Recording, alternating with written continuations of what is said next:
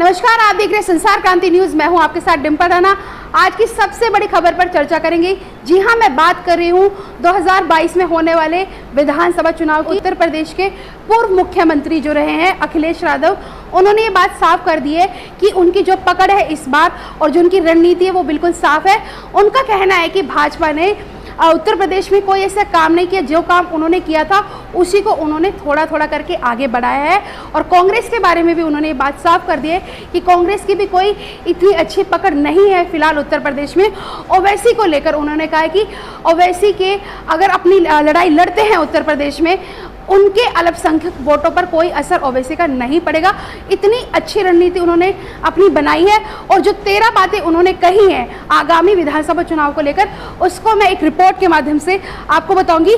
सबसे बड़ी बात उन्होंने कही है कि बड़े दलों के साथ वो इस बार कुछ नहीं करेंगे, वो छोटे दलों के जो लोग हैं उनको उतारेंगे विधानसभा चुनाव में। छोटे दल के जो लोग होते हैं उनको जो है सीट मिलने की ज़्यादा उनकी कोशिश रहेगी। और दूसरी सबसे बड़ी बात उन्होंने कही कि आम आदमी पार्टी अगर उनके साथ आना चाहती है, यानी कि जो उनके चाचा है शिवपाल यादव, तो वो उनके साथ गठबंधन करने के लिए तैयार है।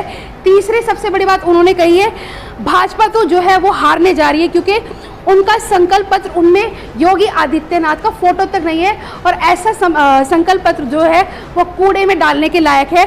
और उन संकल्प पत्र में मुख्यमंत्री की कोई तस्वीर ना होने का मतलब है कि वो अपनी कोई पहचान भी नहीं उन्होंने रखी है संकल्प पत्र में।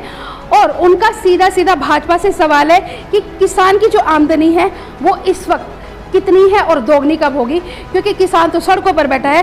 चौथी सबसे महत्वपूर्ण जो बात उन्होंने कही है, अभी तक यूपी सरकार ने हमारी सरकार के काल के दौरान हुए काम के उद्घाटन किया है, हमारे शिलान्यास किया है। जो पूर्वांचल एक्सप्रेस इनका सबसे बड़ा प्रोजेक्ट है, उस प्रोजेक्ट तक इन्होंने आज तक पूरा नहीं किया है। और ये प्रोजेक्ट समाजवादी पार्टी के टाइम से शुरू हुआ था।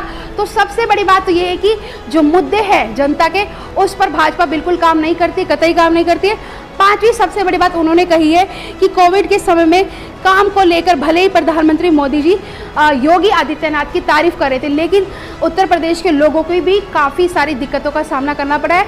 उत्तर प्रदेश के नहीं बल्कि पूरे देश के लोगों को अलग अलग राज्य में ऑक्सीजन की किल्लत झेलनी पड़ी, वैक्सीन की किल्लत झेलनी पड़ी, वेंटिलेटर की किल्लत झेलनी पड़ी।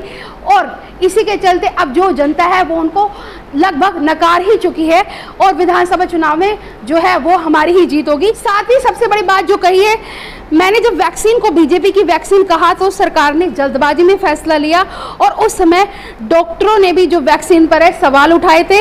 मैं आज भी कहता हूँ कि पहले सरकार गरीबों और मजदूरों को वैक्सीन लगाए। यानी अखिलेश यादव का कहना है कि जो भाजपा है वो पहले बड़े बड़े उद्योगपति को उन्होंने वैक्सीन भेजी है, लेकिन गरीब लोगों तक अभी तक वैक्सीन नहीं पहुँच पाई है।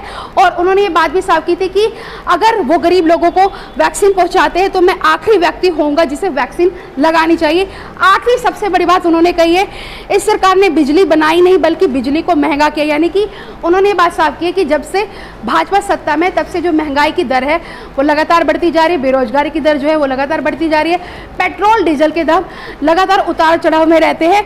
तो सीधा सीधा से उन्होंने बोला है कि जो भाजपा है वो सिर्फ और सिर्फ महंगाई बढ़ा रही है। और अगर हम बात करें अपनी सरकार की, तो हमने 20 लाख लैपटॉप दिए थे अपनी सरकार के टाइम पे, जो आज उन लोगों के काम आ रहे हैं जिनके पास लॉकडाउन में जॉब नहीं है और जो वर्क फ्रॉम होम कर रहे हैं। तो सबसे 10 बड़ी बातें मैंने आपको बताई है।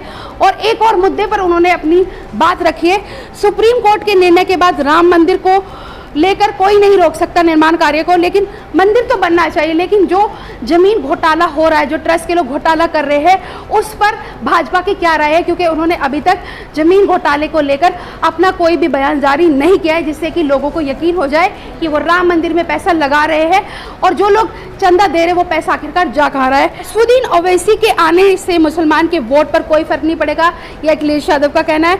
यूपी में ऐसे दल पहले भी आते जाते रहे, मगर अल्पसंख्यकों का सपा पर भरोसा है, क्योंकि सपा ने उनके लिए काम किए।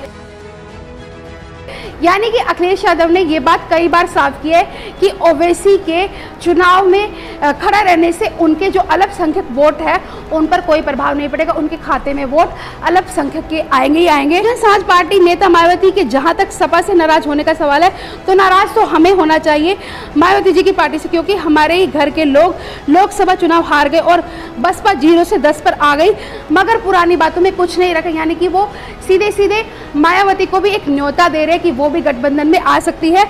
और सबसे लास्ट बात जो उन्होंने कही है इस दौरान, कांग्रेस को लेकर उन्होंने सबसे बड़ी बात कही है, कांग्रेस उत्तर प्रदेश में अपना दांव तो लगा रही है मगर वो वोट लाने में असमर्थ रहेगी। जो कांग्रेस का सिद्धांत है कई मामलों में वही बीजेपी का भी सिद्धांत है। कांग्रेस नेतृत्व को प्रदेश में अभी और काम करना चाहिए। यानी कि भाजपा और कांग्रेस को लेकर उन्होंने ये बात साफ कर दी कि वो सत्ता में नहीं आ पाएगी। उत्तर प्रदेश में अखिलेश यादव की जो रणनीति है वो मैंने आपको बताई है। अब ये आपके ऊपर है, उत्तर प्रदेश के दर्शकों के ऊपर है कि वो किसको इस